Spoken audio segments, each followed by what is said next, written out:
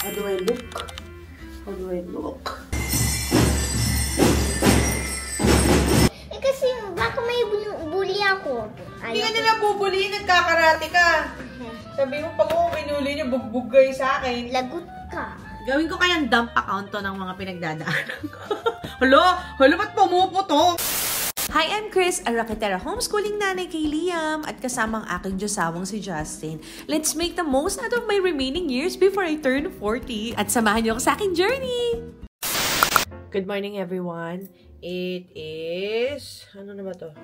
20 minutes bago mag-alas 10. Oo, may klase si Liam na Mandarin. Tapos meron kaming, teka lang, 10 o'clock yun. Tapos meron kaming swimming ng 11. So, magmamadali tayo ngayon. Hindi ko alam ba't ako nag-vlog. O, tara, let's go! Hey, mga joints. So, today may swimming kami. At saka kapag bukas may banda ako. Right, Mami? O yan, dami nagtatanong saan ko daw nakuha tong swimsuit na to. Sa Decathlon lang to. Maglalagay ako ng link sa baba. Ha, kung makahanap ako. Tada! How do I look? How do I look? Alam mo ba, bakit ako nag-swimming? Para kapag nagpunta ako sa Boracay, mag-swimming ako.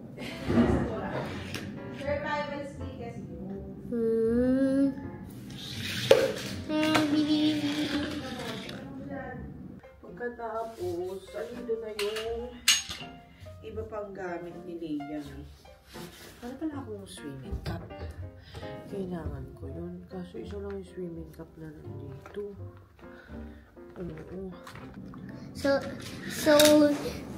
So may dalawa akong mga McDonald's toy. Kasi favorite ko yung number 2 kasi drive-thru yun. By the way, kung meron kayo ganito, follow Avatar PH. May ito na nakabihis na ako. Mag-swimming cup lang ako and then we'll update you in a bit! Nasa e-bike ko tayo ligat. Magmamadali kami kasi yung Mandarin class niya. Sa parking na lang natin ang gagawin. Excited ka na, Liam? Yes. Kasi dito ko nagising. So, nasa sasakyan na tayo ngayon. We're moving. And si Liam, malapit lang naman tayo, nandyan na. Konti na lang. Si Liam, eto. Mandarin class na siya. Pakita mo si teacher. Ayun, naka-cellphone. How? Who likes to run? So, 篮球, basketball. Lancho. Lancio. It may seem that I've been more intentional with everything I do, but honestly, my life is in full chaos. Ang saya-saya! Sobrang kalat-kalat ang mga ganap sa buhay ko na hindi ko na mawari kung sino ba unahin ko, ano tatapusin ko, kailan ko ipapasa yung ganito, ganyan. I'm starting to feel like something dark is creeping in para talagang palalain kung ano man yung pinagdadaanan ko ngayon. No? Pero sabi nga nila, depression hates a moving target. So maghabol lang kami.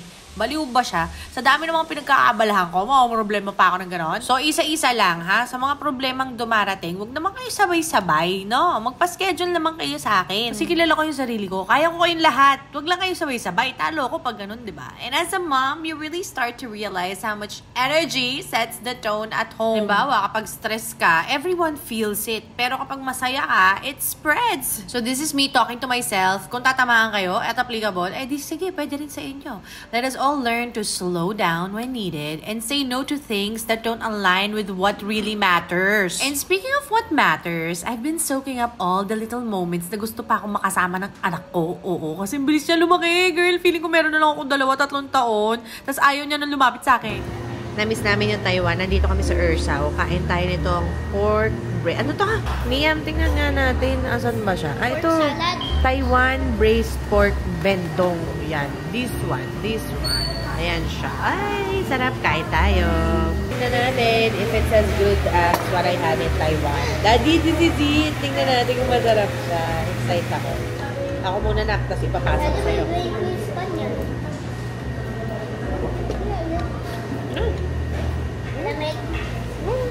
Ay, libre pa itlog.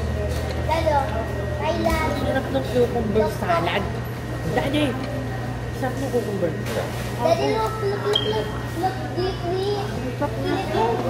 Hindi nga kakatay pa yung one.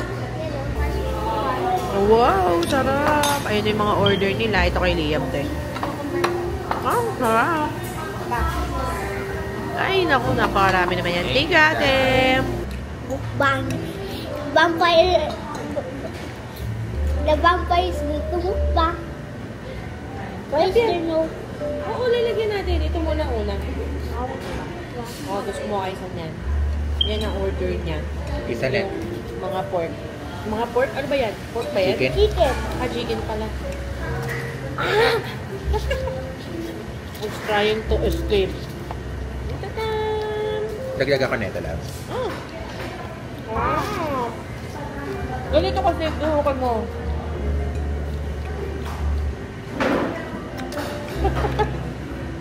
Sarap is it good? Sarap, no? Liam, you wanna try this? Just one. You don't have to like it. You just have to try it. Diba mo? It's crunchy. Ay, subo mo. You like it? Wait, And then you... is it Huh? cucumber? Yeah, that's cucumber salad. And then you partner it with this one. No. Okay. Ayan. Hindi na ako pwede humingi kasi... Why mo i-dip, I mean? I know, I'm not gonna dip it. Like, you're gonna partner it with the fried food. Masarap. Diba? Crunchy din. That is the also. Olsong ba yun? Ano yun yung Bad to tinatanong? the bone. Sa Megamind. Bad to the bone. Di ba Hindi ko alam baka original soundtrack nila yun.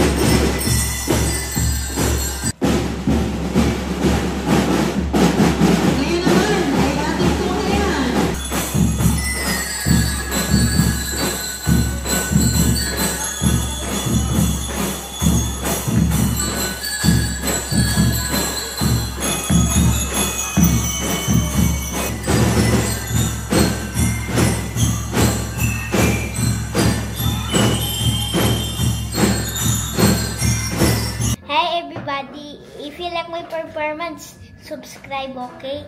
Gusto ko po mag-jumps para magbanda po. Salamat po. All this video are created by Mommy Please. Nagustuhan mo?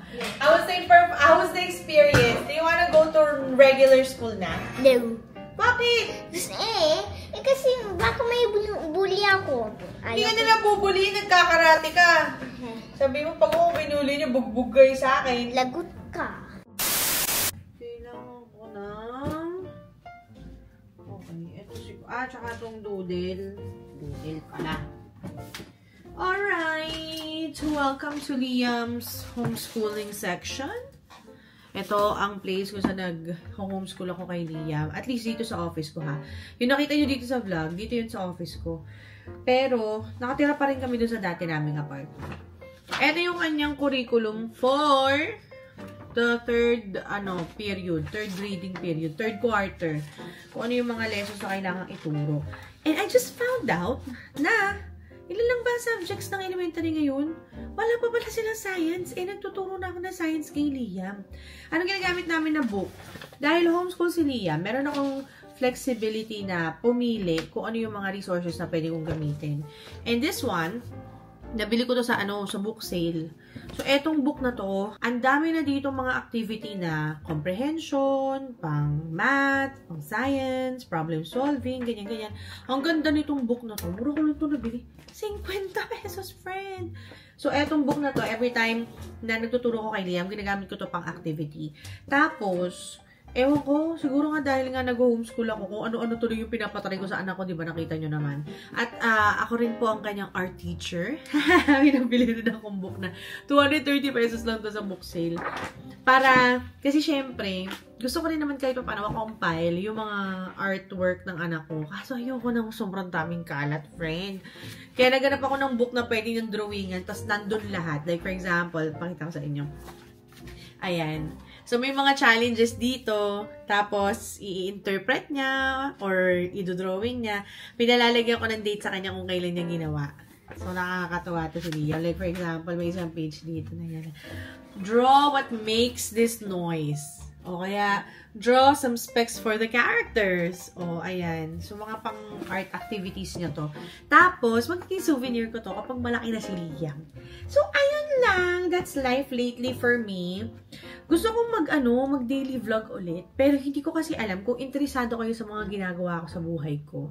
Lalo na, hindi naman perfect ang buhay ng mami gusto niyo. Magulo nga. Ang gulo-gulo nga ng mga bagay na nangyayari sa buhay ko. Gusto niyo bang gawin ko kayang dump account to ng mga pinagdadaanan ko.